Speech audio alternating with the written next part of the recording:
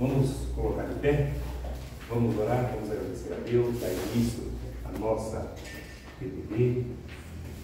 Hoje nós teremos uma matéria, um assunto muito bom, a ética do culto. Essa lição é muito importante para saber como a gente vai se portar, né, e se comportar no culto da igreja, né, o que nós devemos fazer, o que nós podemos e o que nós não podemos fazer dentro de um culto, né? E para quem é o culto? O culto é para quem? Para Deus. Somente para Ele. O homem dentro da igreja não é adorado em canto nenhum, nem dentro nem fora. Né? O culto é voltado somente para Deus. E como que eu e você podemos oferecer um culto onde Deus tenha prazer de aceitar? Então, essa matéria é muito importante e é interessante você se atentar a cada detalhe das informações. Hoje vai ser uma Silvana que vai dar aula, ela não chegou ainda, provavelmente deve estar a caminho de dar esta aula. Oremos. Santo Deus, nós estamos mais uma vez congregados aqui na tua casa, rogamos, ó Deus, o teu perdão, pedimos a tua misericórdia sobre a nossa vida, pois nós, ó Deus, temos falhado, certamente nós temos falhado na tua presença, em não cumprir de fato aquilo que o Senhor requer de nós, seja Ele na nossa vida particular, seja essa falha também em nossa responsabilidade como crentes. Tenha compaixão de nós, ó Deus. Olhe para nós, veja a nossa estrutura e tenha misericórdia de nós. Peço também pela vida dos irmãos que estão a caminho, por aqueles que virão, que o Senhor os traga em paz. A irmã Silvana também hoje será a professora deste dia, que a irmã Luciana também esteja a caminho, que o Senhor traga em paz. Traga os demais irmãos que virão em paz, meu Pai. Muito obrigado, Deus, pelos louvores também que agora nós vamos cantar ao Senhor, e que seja de fato louvores que honrem o teu nome. E assim, Deus, que nós oramos em nome de Jesus. Amém e amém. Bom, vamos orar, vamos adorar a Deus.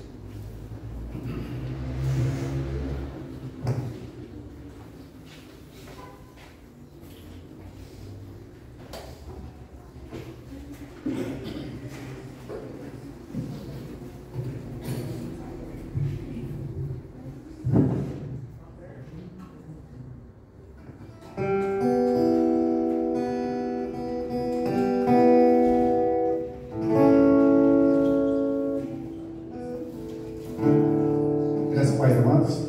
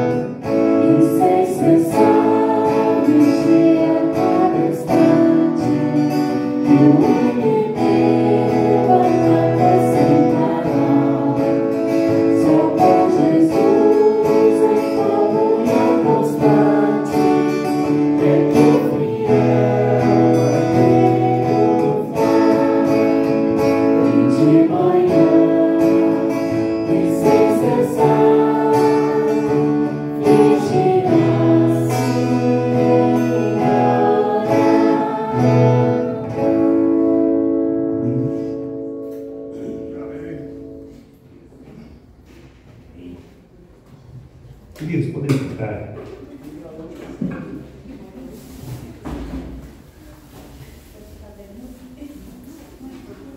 Pedir a gentileza dos irmãos abrirem suas Bíblias na carta de Paulo aos Gálatas.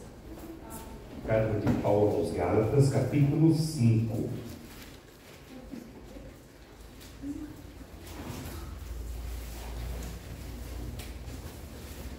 Gálatas capítulo 5,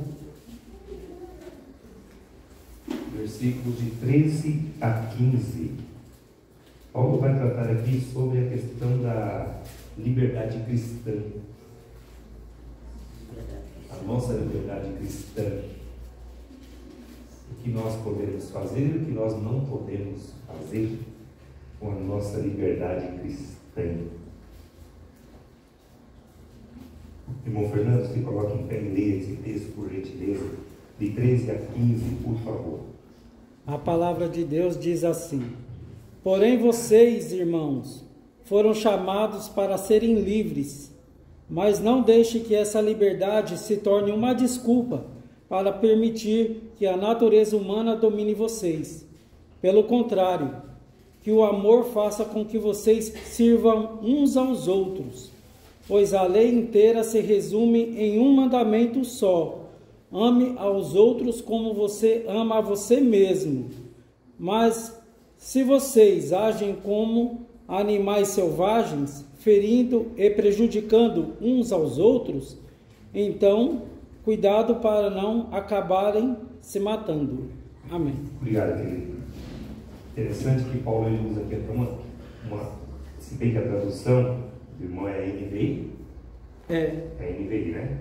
Não, é Nova Tradução da Linguagem de Hoje. Nova Tradução da Linguagem de Hoje. E ele fala, ele traz aí uma expressão até que um pouco forte no final do verso 15, né? Ele fala sobre se morder e se devorar, né? Uma passagem muito forte. Mas existe pelo menos dois extremos perigosos com respeito à nossa liberdade. Porque a gente pensa que a liberdade que Cristo nos deu, nós podemos fazer o que a gente quiser, inclusive pecar. Mas não é assim. Deus não nos chamou para a liberdade, ou seja, para sermos livres, para viver no pecado. Pelo contrário, Ele chamou-nos para a liberdade, para sermos libertos do seu amor, mas longe do pecado. Porque o que paira na cabeça da pessoa fala assim: não, uma vez que Deus é amor e Ele me perdoou, Ele me salvou, então agora eu não posso colocar o pé na jaca porque Ele sempre vai me perdoar. E não é assim. É um erro gravíssimo pensar dessa maneira. E é claro também que eu estou dizendo que nós estamos sempre correndo o risco de pecar. Isso é fato. Nós somos falhos e nós ainda estamos vivendo neste mundo de forma imperfeita. A nossa vida de santificação ela deve ser buscada todos os dias, né? Desenvolver a vossa salvação. E é um desenvolvimento. A salvação é um ato contínuo. Você ainda está no processo. É o que nós dizemos na teologia, é o assim e ainda não. Ou seja, você já foi salvo, você já sabe que a sua salvação é garantida, que você vai estar na glória com Cristo, mas ainda não chegou lá. Enquanto este ainda não for concluído, nós temos que ter uma vida de santificação, uma vida regrada aqui na terra, né? Então, há dois perigos importantes que nós temos que tomar cuidado, que é exatamente o legalismo, a pessoa que se torna crente, mas que põe regras em tudo, o que pode, o que não pode, segundo a sua vontade, né? Segundo o seu querer. E há também o perigo da licenciosidade, ou seja, de fazer tudo o que dá na sua cabeça, pensando que, como Deus é bonzinho, Ele sempre vai perdoar. Só que também esquece que Deus, como diz o texto também, é um fogo consumidor, um fogo devorador, que Ele cobra como um pai que ama o seu filho. Ele também corrige. Ele corrige, né? E eu quero aqui pelo menos destacar 4 verdades sobre a nossa liberdade cristã. Eu acho que estamos fazendo alguma coisa no forno, né? Dá um cheirinho diferente, né? É porque ligou o forno, mas já desligou. Para um pouco, vamos continuar. Não ligado com plástico não, né? Da última vez ligaram com plástico. É o cheiro de fogão. Primeira verdade que eu quero destacar aqui, não é, a nossa liberdade, ela não é uma licença para pecar. Não é um passaporte livre para o mundo da pecadolândia. Nós não temos esse passaporte de ficar pecando quando a gente quiser. O pecado ele deve ser o que na nossa vida? Um desvio de percurso. Deve ser um acidente na vida do crente, mas não uma constância e muito menos uma habilidade ou uma tática ou até mesmo algo que se faça uso todos os dias. O pecado, ele sempre está à nossa porta. A palavra do Senhor lá diz em Tiago que o diabo ele anda ao derredor procurando quem possa orar. Mas a mesma palavra diz que nós devemos o quê? Resistir o diabo e ele fugirá de nós. O pecado é a mesma coisa.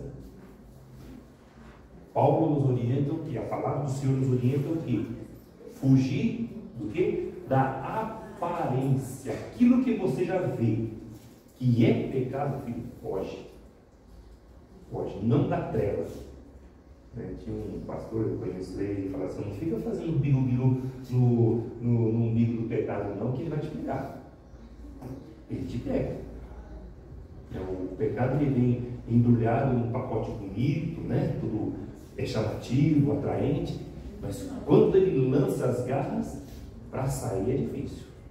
O estrago está feito. Então, nós não temos a nossa liberdade, primeiro ponto, como licença para pecar, como uma chancela que eu tenho, eu posso aqui, né? Cristo morreu na cruz do Calvário por mim, eu estou liberto, e pecado não pode ser normal na vida do crente. Não pode. O pecado, quando ele for acontecer na vida do crente, tem que dar aquele alerta, aquela luz vermelha, disparar, aquele frio na barriga, aquela consciência de que o que você está fazendo está completamente errado. Segundo ponto, querido, que a liberdade cristã, ela não é, ela não é uma permissão para explorar o próximo. Uma permissão para explorar o próximo. O verso 13, parte B, diz assim, a parte B do versículo, ele fala assim: porém, não useis da liberdade para dar ocasião à carne, sede antes servos uns dos outros pelo amor, ou seja, o meu irmão da igreja, ele não é o meu serviçal. Sabe aqueles que usam da tática do irmãozinho coitadinho só para explorar o outro?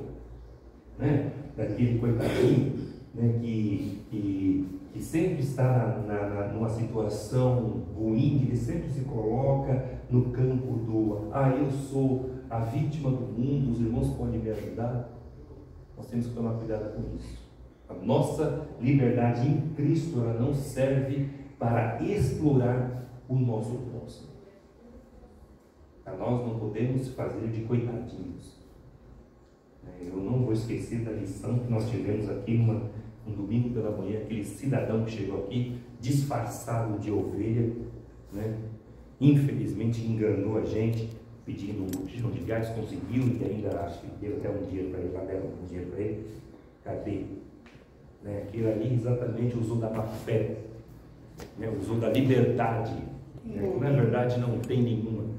Se é de uma igreja, nem sei se é mesmo, mas pelo menos mostrou para a gente aqui que tem uma habilidade muito grande, né, nas artimanhas, né?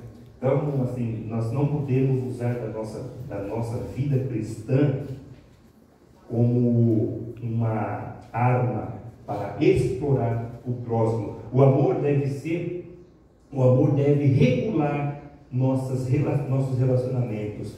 Quem ama não explora, mas serve. Ou seja, a nossa liberdade em Cristo Jesus, quando nós estamos na igreja, é para cada um ajudar o outro. Não se pode ter sobrecarga nas costas de ninguém dentro da igreja. Sabe? Aqueles que estão na igreja, mas vem, é o famoso, ele só quer ser servido, mas servir ele não quer. Quando se coloca ele para fazer alguma coisa, aí vem uma tonelada de desculpas, de afazeres. Não posso, mas porque assim, não tenho tempo. Mas ele tem um tempo enorme para vir para a igreja, ficar sentadinho, confortável, né, todo engomadinho, para ficar só ouvindo. Quando se pede alguma coisa para ele fazer, ele não pode, né? Ele não pode. Somos livres para amar e servir e não para explorar o próximo. Os irmãos lembram da parábola do bom samaritano? O que aconteceu ali naquela parábola? Ali é uma lição muito clara para a gente. O rapaz samaritano ali, vinha vindo um rapaz no caminho, foi explorado, foi roubado, foi machucado, e aquele samaritano ali, convertido, ele viu a situação daquele rapaz e o ajudou. Um exemplo claro, que é exatamente o que nós precisamos fazer. A parábola do samaritano nos mostra de fato o verdadeiro amor cristão, que deve ser regulado pelo nosso relacionamento. Terceiro, a nossa liberdade cristã não é uma autorização para ignorar a lei. Ai, pastor, mas como assim? Agora a gente vai servir a lei, a gente vai deixar os evangelhos de lado e vamos servir a lei? Não é isso. Tá? Mas só que a lei, irmãos, ela diz para nós amarmos a Deus e também amar o nosso próximo, amar as pessoas. Jesus, ele resumiu os 10 mandamentos em duas. Qual foi? Amar a Deus de todas as coisas e o teu próximo como a ti mesmo. Isso é lei. Então, meus irmãos, quando nós estamos servindo a Deus, quando nós somos libertos da condenação da lei, mas nós somos presos pelos seus preceitos. Nós temos a lei como a nossa, dizer assim, a nossa regra. É claro que nós não vivemos debaixo da rigidez da lei, porque a lei, ela não veio para salvar, mas para apontar o pecado do homem. Só que desses dois pontos, só que dessa lei, desses 10 pontos, Jesus, ele resumiu em 2: amar a Deus e o seu próximo como a ti mesmo. É isso que nós precisamos fazer: olhar para Cristo, olhar para Ele e ver também o seu exemplo, como Ele fez com as pessoas. Eu fico, às vezes, pensando, como que Cristo, ele é diferente de todos, né?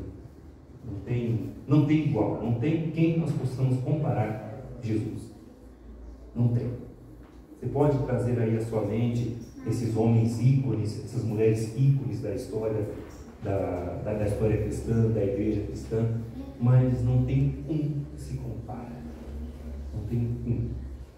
Fala assim, não, esse daqui foi um mártir, ele está equiparado a Jesus Cristo. Não. Jesus sempre está um patamar, um degrau um pouquinho mais acima. Sempre, em tudo. Eu falo isso porque quando vem à memória todos os encontros que Jesus já teve, por exemplo, com a mulher samaritana, quando Jesus teve um encontro com a mulher que estava sendo que foi pega no ato do adultério, Jesus quando conversou com Nicodemos, Jesus quando curava as pessoas de enfermidades, quando Jesus curava e trazia a vida e ressuscitava as pessoas, ele sempre fazia isso com um amor tão grande que não tem igual, não tem. Eu não posso de maneira alguma falar assim, não, eu estou quase, de maneira alguma, eu estou acho que longe ainda. Mas Jesus, ele é diferente.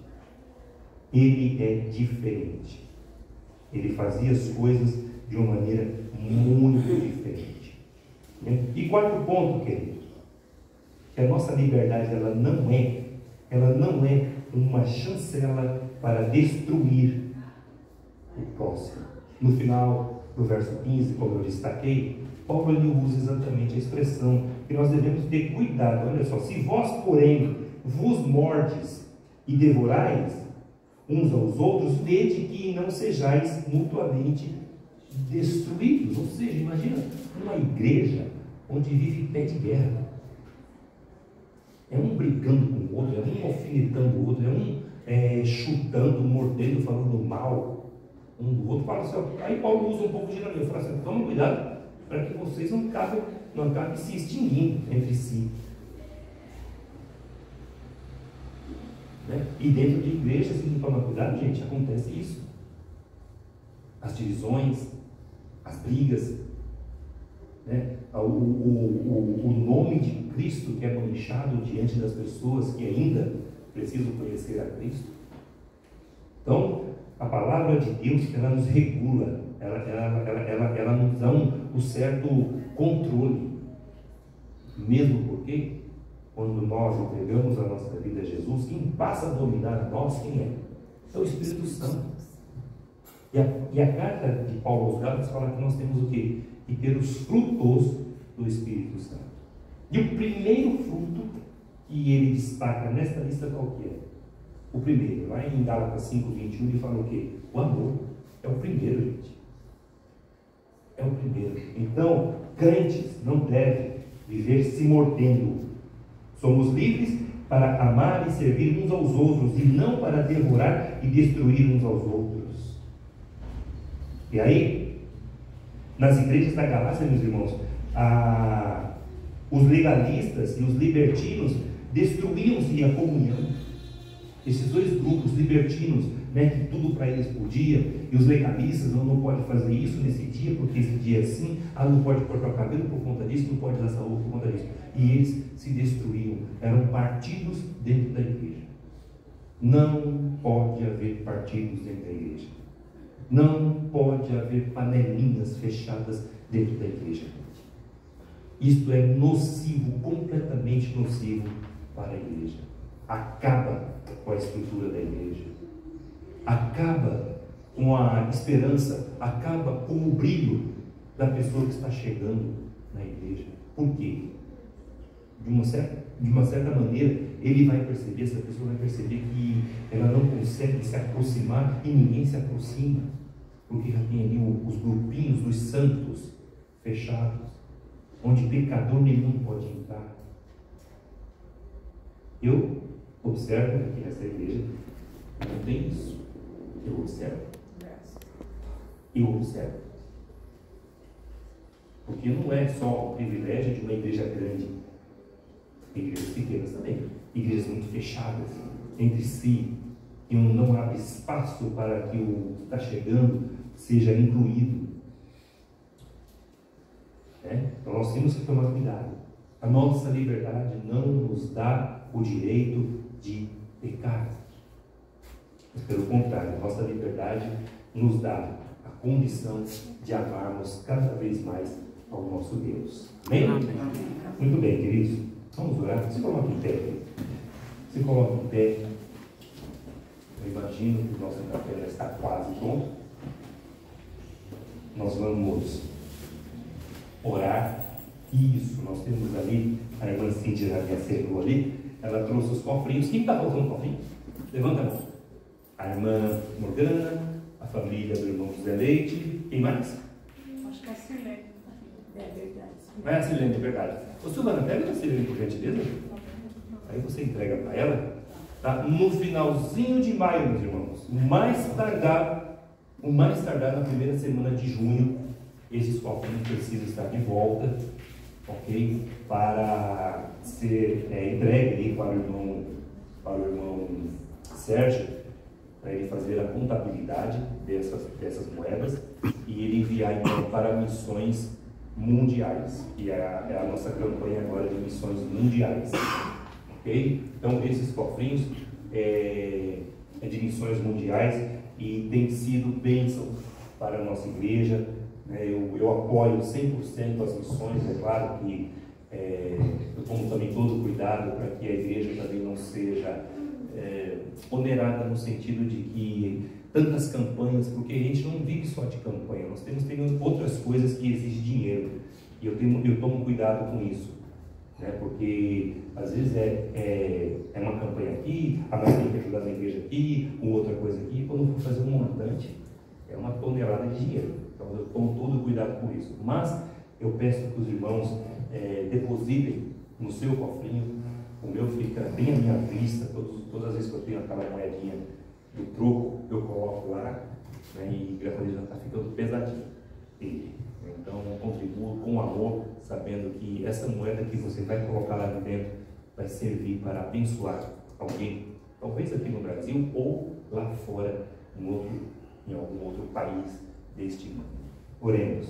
Deus bendito, muito obrigado, Senhor, porque até aqui o Senhor tem estendido as tuas mãos de poder e graça e misericórdia, que tem nos dado a tua bênção, Pai. E como nós carecemos da tua graça, Senhor, nós precisamos todos os dias, meu Pai, da tua graça, do teu amor, da tua misericórdia.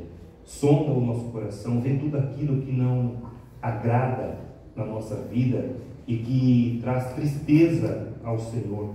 Sonda, limpa o nosso coração.